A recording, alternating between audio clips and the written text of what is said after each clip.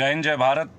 मैं रेबल सदानंद पति, मेरे साथी रेबल भाइयों और बहनों, रेबल माताओं पिताओं, मेरे बुज़ुर्गों, मेरे छोटे अनुज और मेरे तमाम जितने भी राजनीतिक पार्टियां हैं, समस्थित भाइयों और बहनों, आप सभी का मैं अभिवादन करता हूं, नमस्कार करता हूं मैं आप सभी का। और सबसे पहले धन्यवाद देना चाहूँगा मदर टेरेसा फाउंडेशन को, जिन्होंने मुझे नेशनल चीफ सेक्रेटरी के पद से नवाजा है। शुक्रिया अदा करना चाहूँगा, आपका बहुत बहुत आभार। बहुत बड़े इज्जत की बात है ये कि मेरे जैसे एक आम रेबल को आपने इतने बड़े पद के लायक समझा। माननीय परवेज साहब, माननीय अरशद जी और मदर टेरेसा फाउंडेशन के समस्त कार्यकर्ता एवं वॉलंटियर्स, आप सभी को मैं धन्यवाद देता हूँ। भाइयों और बहनों, PMC Punjab and Maharashtra cooperative bank घोटाले के ऊपर जो अभी हाल फिलहाल में मैंने अपनी आवाज़ उठाई थी, आप लोगों की उपस्थिति में, आप लोगों के सानिध्य से और आप लोगों के आशीर्वाद से ऐसा प्रतीत हो रहा है कि ये एक बहुत बड़ा जन आंदोलन का रूप लेने वाला है। संगठन से जुड़े हुए बहुत सारे लोग, मिस्टर साबरवाल, मिस्टर छाबरिया, बहुत सारे लोग, नाम कम पड़ जाएंगे, मैं आपको बताना चाहूँगा, जिन जिन लोगों ने मुझे इस कार्य के लिए जिम्मेदार माना या जिन लोगों ने ये समझा कि मैं इस लायक हूँ कि अपनी आवाज़ को उठाऊँ और इस मुद्दे को राष्ट्रीय और अंतर्राष्ट्रीय मंच पे लाऊं, तो आपको आज यूट्यूब के या फेसबुक के माध्यम से, चूँकि आज फेसबुक में लाइव हो रहा हूँ, एक बात बताना चाहूँगा कि अभी तो आवाज़ उठाई है और देखिए क्या कमाल हो रहा है। सरकार 24 सितंबर से तो टाइम लिए जा रहे हैं, आरबीआई भी लिए जा रही है। अब इन्होंने क्या करा, 6 महीने और एक्सटेंड कर दिया। मेरे प्यारे देशवासियों, और आज मैं एक बात और बोलूँगा अपने साथी भाइयों बहनों को, जितने भी रेबल साथी मेरे साथ हैं, कि आज के पश्चात मैं कभी किसी को अंधभक्त नहीं बोलूँगा। मैंने कुछ विचार किया अपने मन में, रात बैठा हुआ था तो मन में ख्याल आया कि आखिर हम अंधभक्त क्यों बोल रहे हैं। ये भी तो हमारे भाई हैं। ज़रूरत है तो इनके अंदर भी एक दृष्टि को पहुंचाने की, एक सोच को पहुंचाने की कि कहाँ हम और ये अलग हो रहे हैं, ये हमें पहुंचाना पड़ेगा। क्योंकि विभिन्न पार्टियों के लोग यही तो करते हैं, लोगों को अलग कर देते हैं। किसी को चमचा कह दिया जाता है, किसी को अंधभक्त। तो मेरे साथियों और बीजेपी के भी मेरे जितने भी मित्र हैं और समस्त कार्यकर्ता, मैं आप लोगों से एक अनुरोध करूंगा कि देखिए, पार्टी चाहे कोई भी हो, चाहे मैं हूं चाहे आप हो, कोई भी किसी भी पार्टी में यकीन करें या ना करें, असली बात ये होती है कि हम सत्य के लिए आवाज़ उठाएं। क्या हम सत्य के साथ हैं? माननीय प्रधानमंत्री जी श्री नरेंद्र मोदी जी, आपका अभिवादन। माननीय रक्षा मंत्री श्री राजनाथ सिंह, आपका अभिवादन। माननीय गृह मंत्री जी श्री अमित शाह जी, आपको भी अभिवादन। परंतु केवल एक बात मैं आप लोगों से कहना चाहूँगा, और एक व्यक्ति का नाम जो छूट गया उसे लेना बहुत अनिवार्य है। माननीय सीतारमन जी, हमारे माननीय वित्त मंत्री, फाइनेंस मिनिस्टर। माता जी, मैं आपके पुत्र के समान हूँ उम्र में, और सम्मान मैं आपका करता हूँ, ऐसा नहीं है। मैं प्रश्न करता हूँ, लेकिन मैं ऐसा नहीं कि किसी का सम्मान करता हूँ। आप लोग देश के वरिष्ठ पदों में हैं, तो मेरी ये जिम्मेदारी बनती है कि मैं आप लोगों का भी सम्मान करूँ। पर मेरा दिल दुखता है, मुझे कष्ट पहुँचता है जब मैं देखता हूँ कि इतने सारे लोग ग्रसित हैं। आप ये देखिए कि Punjab and Maharashtra cooperative bank के जो लोग हैं, आपने फिर उन्हें आरबीआई के माध्यम से 6 महीने की तिथि और बढ़ा दी। माननीय सीतारमन जी, निर्मला जी, एक बात आपसे कहना चाहूंगा, कितना कष्ट का विषय है कि हमारे अपने पैसे बैंक में हैं, अपने पैसे। ये नहीं कि हम कोई लोन ले रहे हो, ये नहीं कि हम कोई क्रेडिट मांग रहे हो, उधार मांग रहे हो, अपने पैसे की निकासी भी हम नहीं कर पा रहे हैं। आप ये बताएं, किसी की किस्तों का मसला है, किसी के घर में शादी का मसला है, कोई बीमार का मसला है, कोई शारीरिक रूप से विकलांग है, आपने मेरे पिछले वीडियो में देखा होगा। क्या ये उचित है जो इतना कष्ट लोगों को दिया जा रहा है? क्या ये उचित है? मैं भाजपा के सारे कार्यकर्ताओं को हाथ जोड़ के एक बात पूछना चाहूंगा, भाइयों और बहनों, आप लोग भी हमारी तरह ही देशवासी हैं, मेरे साथ के लोग हैं आप। मैं भी आपके बीच ही पला बड़ा हूं। आखिर मैं रेबल क्यों बना? और इतने लाखों रेबल क्यों बन रहे हैं, ये तो सोचें आप एक बार। मेरे भाजपा के भी जितने भी संगठन के लोग हैं, आरएसएस के लोग हैं, एक बार आप अब सोच के देखें कि हमारी लड़ाई, हमारी जंग किससे है? क्या हम अपने भाइयों से लड़ेंगे? अरे अभी तो चीन से हम लड़ने के लिए तैयार हो रहे हैं और देश में गृह युद्ध की तरह स्थिति बनती जा रही है। हमें समझना होगा, we have to understand the things that people are in pain. I will request all the ministries. I will request the central governance of BJP. I will request Honorable Prime Minister Mr. Narendra Singh Modi. I will request our Defense Minister Shri Rajnath Singh. I will request our Home Minister Shri Amit Shah ji and our Finance Minister Nirmala Sitharaman ji. You people have to understand one thing, that people are suffering with lot of pain. People are not able to take their money out of their own banks. हम कहां पे जाएंगे, हम कहां जाएंगे? अपनी शिकायत, हम अपना दर्द हम किसको दिखाएंगे? आखिर आप ही लोग तो हैं। आज आप शासन में, प्रशासन में, हम किससे जाएंगे? मैडम आप बताइए निर्मला जी, अगर मैं आपसे प्रश्न ना करूं तो मैं किससे प्रश्न करूं? मेरा प्रश्न करना कहां गलत है मैम? इतने करोड़ों लोग आज सफर कर रहे हैं मैम, वित्तीय तौर पे क्राइसिस है, उनके बच्चों को समस्या हो रही है, लोग कष्ट के दौर से भुगत रहे हैं। अगर हम ये भी ना समझे तो कितना बड़ा कष्ट का विषय आप समझें। और इसी के लिए मैं आवाज उठा रहा हूं मैम। मैं विनती करूंगा आपसे, देखिए इस मंच के माध्यम से मैं आपसे विनती करता हूं निर्मला जी, इस तरह 6-6 महीने करके लोगों का जान के साथ खिलवाड़ ना करें। 28 जान जा चुकी थी, परसों एक और मृत्यु को प्राप्त हुए हैं। आप देखिए लोग बेड पे हैं, लोग बीमार है मैम, अपने पैसे नहीं निकाल पा रहे मैम।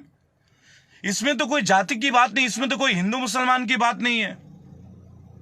त्राही त्राही मच रहा है, लोग कोरोना जैसे वैश्विक बीमारी से जूझ रहे हैं, लोगों का व्यापार खत्म हो चुका है, बिजनेस नहीं है, आमदनी नहीं है, खर्चे ही खर्चे हैं, और हम अपने पैसों को भी नहीं यूज कर पा रहे हैं। इस फेसबुक लाइव के माध्यम से मैं एक बात बोलना चाहूंगा, मेरे भाइयों, मेरे बहनों, मेरे वीर माताओं, मैं आपको हमेशा आवाज देता हूं, क्योंकि मैं जानता हूं कई सारे शरारती तत्व भी मेरे पीछे पड़े हैं। लेकिन अगर आपका आशीर्वाद है, अगर आप लोगों की दुआएं हैं इस बेटे के साथ, तो आपका बेटा पीछे नहीं हटेगा। मैं इस मंच के माध्यम से एक बात कहना चाहूंगा आप सभी को, कि मैं निर्मला सीतारमण जी से आग्रह करता हूं कि मैम आप इसका समाधान इस तरह नहीं कि 6-6 महीने करें, अन्यथा मैं आमरण अनशन के लिए आने वाला हूं मैम। मेरे बीजेपी के साथियों, भाइयों, बहनों, आप कहते हो ना कि केवल मैं फोन पे बोलता हूं या मैं मीडिया में बोलता हूं। देखिए मैं कोई नेशनल मीडिया में तो हूं नहीं। विरोध करूंगा कि आप लोग इस दौर में कैसे चुप बैठे हैं। कितने बड़े बड़े घोटाले हैं, लोगों के साथ कितना अन्याय हो रहा है। पीएमसी घोटाला, सहारा चिट फंड कोऑपरेटिव सोसाइटी घोटाला, राजस्थान, महाराष्ट्र, गुजरात, 16 लाख 20 लाख लोग पीड़ित हैं, 4 लाख वॉलंटियर्स पीड़ित हैं, कार्यकर्ता पीड़ित हैं। पैसे दे के गरीब लोग कितने दुखी हैं। तो मैं फेसबुक के माध्यम से आप लोगों से एक बात कहना चाहूंगा, मेरे देश के वीर जांबाज साथियों, भाइयों, बहनों, मैं आमरण अनशन के लिए आ रहा हूं मुंबई। मैं आ रहा हूं। मुझे लग गया है कि जब तक प्राणों की आहुति नहीं दी जाएगी, शायद आरबीआई के कान नहीं खड़े होंगे। शायद हमारे वित्त मंत्री तभी देख पाएंगे जब एक और बेटे की लाश उन्हें दिखेगी। माननीय निर्मला सीतारमण जी, मैं नहीं जानता वो दिन कब होगा जब मेरी और आपकी मुलाकात होगी, लेकिन मैं आ रहा हूं मुंबई। मैं मुंबई आ रहा हूं और मैं आके आमरण अनशन करूंगा। अगर आपने अपने इस बेटे की आवाज को सुनी, मैं अपने लिए कुछ नहीं मांगता मैम, मुझे अपने लिए कोई फेवर्स नहीं चाहिए आप में से किसी से, लेकिन ये जो लोग हैं ना मैम, जिन्होंने मुझे जिम्मेदारी दी है, पीएमसी के इतने सारे लाखों शेयर होल्डर, खातेधारक, अकाउंट होल्डर, इनका दर्द अब सहन नहीं होता। ऐसे कई मुद्दे और हैं, लेकिन फिलहाल पीएमसी लेके चला हूं तो पीएमसी को लेके चलूंगा। मैं आ रहा हूं अब मुंबई, और मैं आमरण अनशन करने बैठूंगा। अगर पूर्व में मेरे कोई भी साथी को मेरे किसी बात से कोई कष्ट पहुंचा है तो इस मंच के माध्यम से मैं माफी चाहूंगा। मेरे वीर, देश के वीर जांबाज साथियों, भाइयों और बहनों, एक बात मैं कहूंगा, मैंने कभी अपशब्दों का प्रयोग नहीं किया। हां, मैं भी भावना में बहता हूं। जब चाइना के द्वारा मेरे वीर सैनिक शहीद होते हैं, वीर गति को प्राप्त होते हैं, तो दिल मेरा भी रोता है। Even I am in pain. I am in pain because I love my soldiers.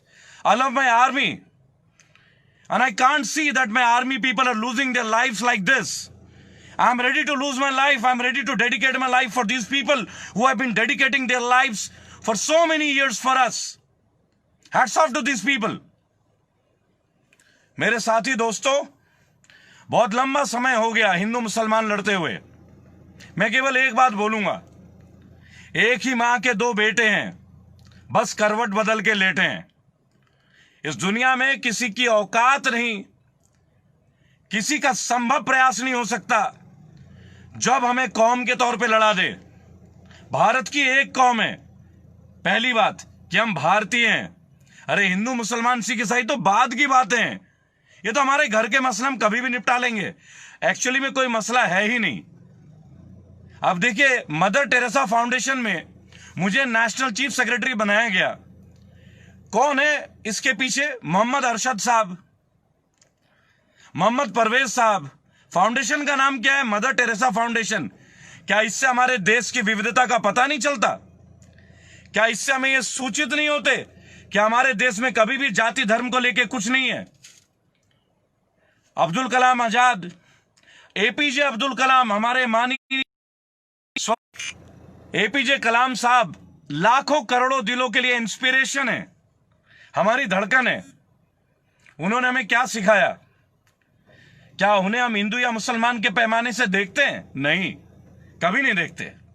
क्या हम नेताजी सुभाष चंद्र बोस को देखते हैं? नहीं देखते। मेरे देशवासियों, एक रेबल एक आवाज लेके निकला अपने घर से।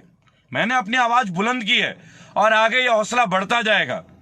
बस मैं एक बात आपसे कहना चाहूंगा, मैं तो सबसे मिलने के लिए तैयार हूं, सबके साथ बात करने के लिए तैयार हूं। बस कारण एक है, जहां कष्ट है वहां आपको अपनी गलती माननी पड़ेगी। जहां राजनेताओं ने गलतियां की है वहां सुधार करना पड़ेगा। आज अगर कोई ये कहे कि कोई कांग्रेस को खत्म कर देगा, कोई ये कहे कि समाजवादी को खत्म कर देगा, कोई ये कहे कि बहुजन समाज पार्टी को नष्ट कर देंगे, नहीं, ये गलत बात है। ये गलत बात है। किसी भी पार्टी के किसी भी कार्यकर्ता को दूसरे पार्टी के कार्यकर्ता या पार्टी के लिए आप शब्द नहीं कहने चाहिए। अगर आप एक राजनीतिक संगठन से हैं, आप अपने काम करके उठें। Action speak louder than words. भाई और बहनों, हमारे राजनीतिक पार्टियों में बहुत बड़ी विफलता आई है। इनका राजनीतिक चरित्र का पतन हुआ है और हो रहा है, निरंतर हो रहा है। कुलदीप सेंगर जैसे लोगों को जब मैं देखता हूं, खून खौल जाता है, अपने ऊपर शर्म आने लगती है। क्या कुलदीप सेंगर एक हिंदू भाई नहीं है? क्या हमारे बड़े बड़े अधिकारियों को इतना समय लगना चाहिए था उन्हें उचित पनिशमेंट ना देने में, और आज वो बेल लेके आ जाते हैं? देवेंद्र सिंह आतंकवादी घटनाओं में पकड़े जाते हैं, पुलिस के इतने बड़े अधिकारी, वो बेल अप्लाई कर दे रहे हैं। आज हमारे जुडिशरी को दबाव दिया जा रहा है, न्यायपालिका को जवाब दिया जा रहा है। ये कैसी डेमोक्रेसी है? और मीडिया, इलेक्ट्रॉनिक मीडिया से मैं एक बात बोलूंगा, आप तो इस देश के संविधान के चौथे स्तंभ में, चौथे स्तंभ। अगर आप चुप हो गए, अगर आप शांत बैठ गए, हमारे देश का क्या होगा, हमारे मुल्क का क्या होगा? करोड़ों भाइयों बहनों के साथ जो अत्याचार है वो कैसे रुकेगा?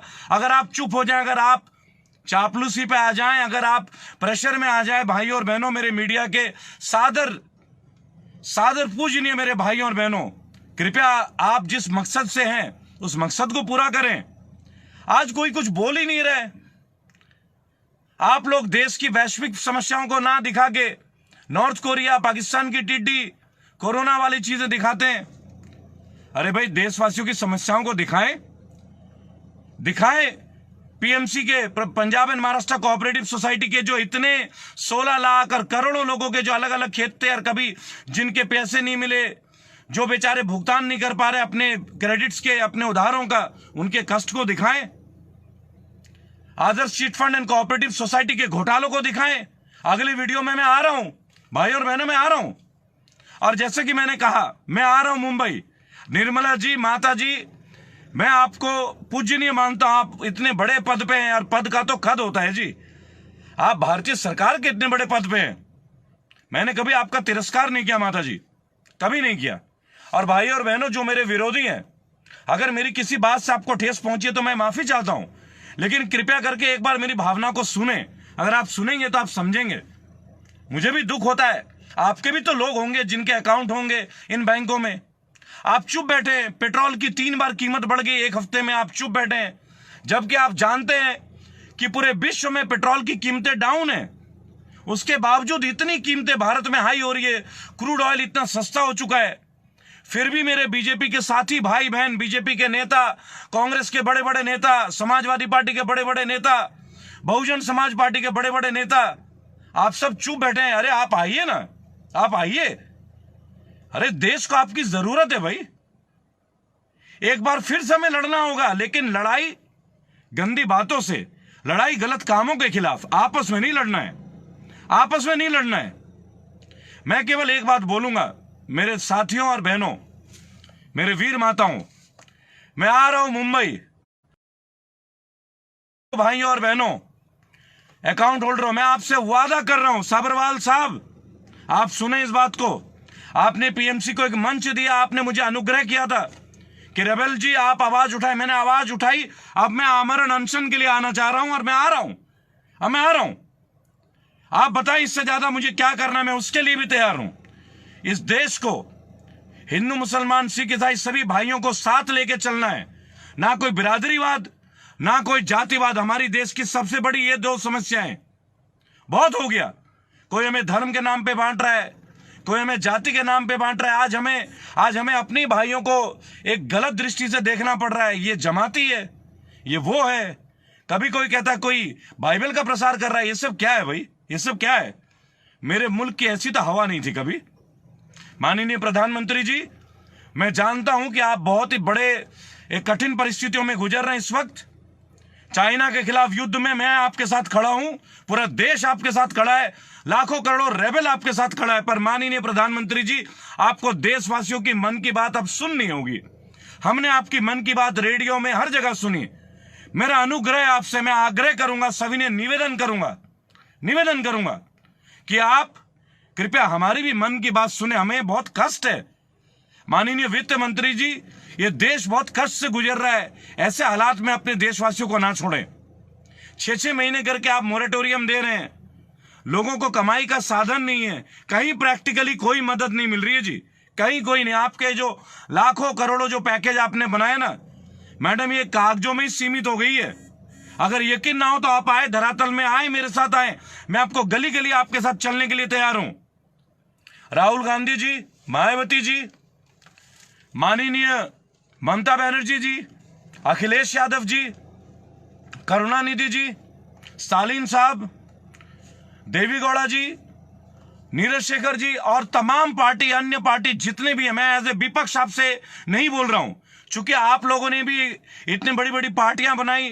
तेजस्वी यादव जी, नीतीश कुमार जी, आप लोगों को खड़े होकर बोलना पड़ेगा कि यह चीज गलत हो रहा है, ये गलत हो रहा है। अगर आप ऐसे नहीं बोलेंगे तो ये तो अन्याय है। आपको जन की भावनाओं को पहुंचाना होगा।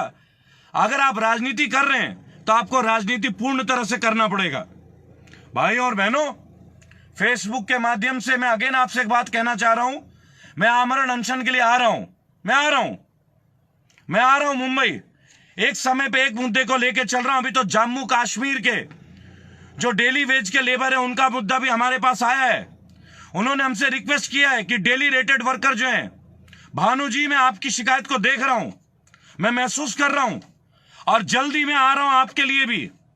मैंने पीएमसी के उन लाखों खातेदार को वादा किया है, मैंने एक बूढ़ी मां को वादा किया कि मां, मैं तुम्हारे लिए लड़ूंगा, जो पैसे तुम्हें नहीं मिल रहे लड़ूंगा मैं आमरण अनशन करूंगा, मैं निर्मला जी के घर के सामने आके लेटूंगा, हाथ जोड़ के उनसे निवेदन करूंगा।